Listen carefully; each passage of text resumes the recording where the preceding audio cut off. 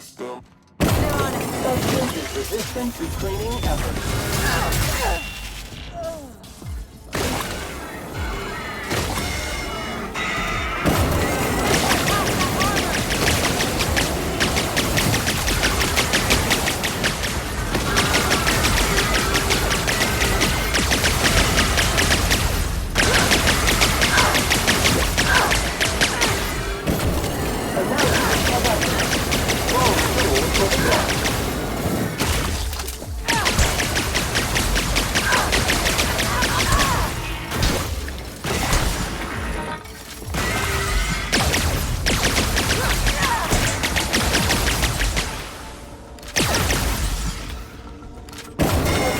Resistant to cleaning efforts. Nice Cycle one! complete. Something on your mind?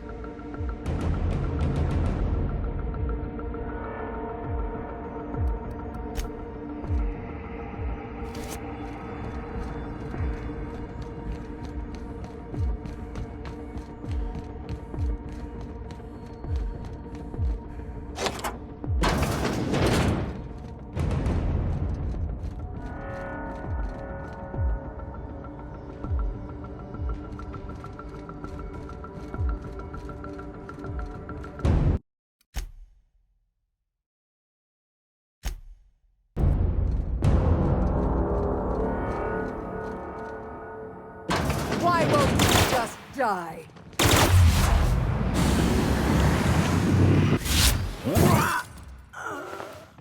Get me out of here!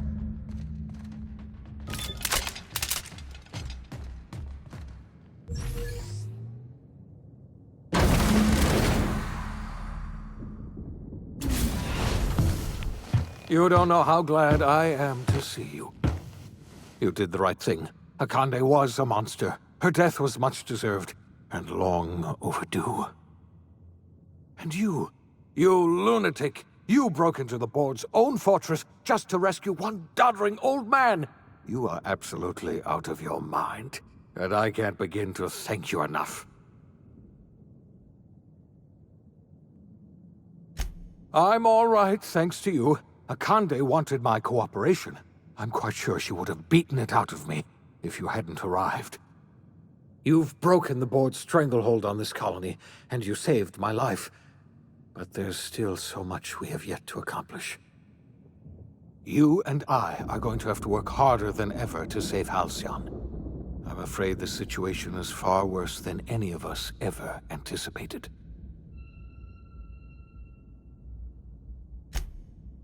Earth has gone dark.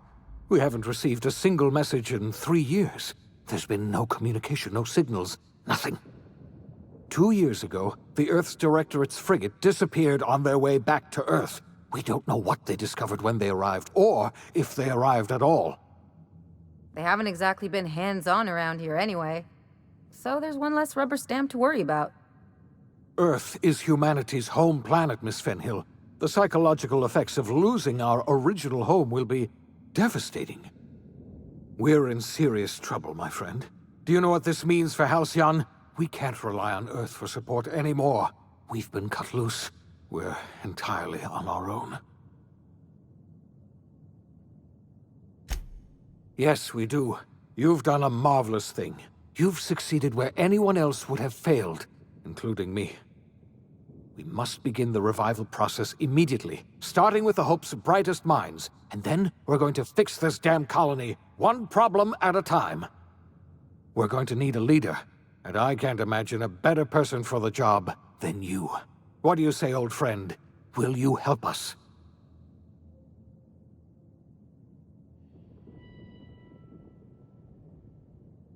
You won't hear a word of disagreement from me. When I revived you, I thought we were going to save this colony all by ourselves. But I was wrong. We can't save Halcyon on our own. We're all going to have to pull together, somehow. We are not a colony anymore. Our last connection to Earth has been severed. I don't know if we'll survive, but we're going to have to try our best.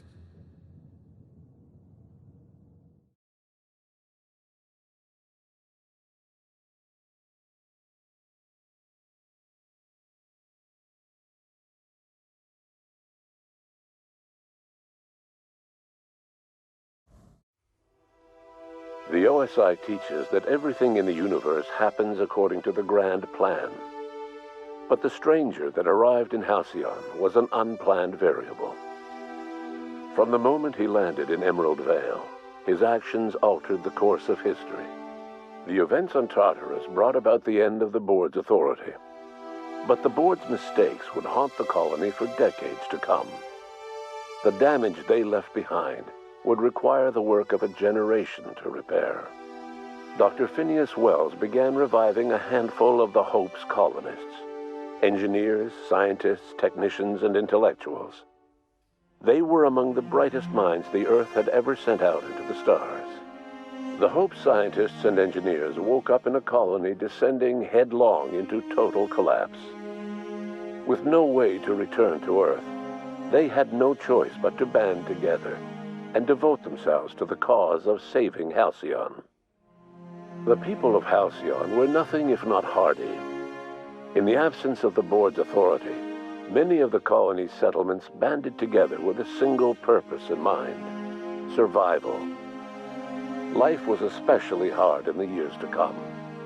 Some towns dissolved by attrition and starvation, but most of them found a way to carry on. In the years to come, Halcyon was forced to reckon with its newfound freedom. The board was gone, and for better or worse, the colony was responsible for its own destiny. As the colony struggled to survive, the inspirational story of the iconoclasts spread like wildfire, and Graham was able to bring many of the smaller Terra-2 townships into the fold. However, his zealous obsession with spreading the word blinded him to the needs of a growing organization, and the movement was unsustainable at scale. The iconoclast way seemed to work best, and ultimately petered out on Monarch. Consumed by paranoia, Lilia Hagen took Sublight Salvage in a controversial direction, openly accusing board officials of an extraterrestrial conspiracy. One day, an accident at the Groundbreaker's docking bay silenced her forever. Time would tell if her replacement could keep the Sublight family together. The collapse of Edgewater left its workers bereft of any purpose in life. Most of them made their way to Adelaide McDevitt's camp, hoping to ingratiate themselves into her favor. Adelaide accepted only a few to her community. The rest were turned away and likely died of starvation. Nevertheless, Adelaide's camp grew into a well-established town. Adelaide McDevitt refused to cooperate with the ongoing effort to save Halcyon from collapse. A sympathetic deserter stole a copy of her research and delivered it to the Hope's scientists. It is unclear how useful Adelaide's research was. An optimistic estimate suggests her work may have bought Halcyon another few years of survival. Adelaide would never know. She died that winter.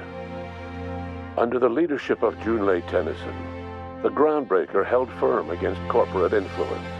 The ship's mechanical stability gave Junlei the time to educate a promising generation of engineers, schooled in her family's traditions. The future of the Groundbreaker looks promising. The rediscovery of the Hope and the abandonment of the lifetime employment program forced Byzantium to come to terms with some uncomfortable realities about the state of Halcyon.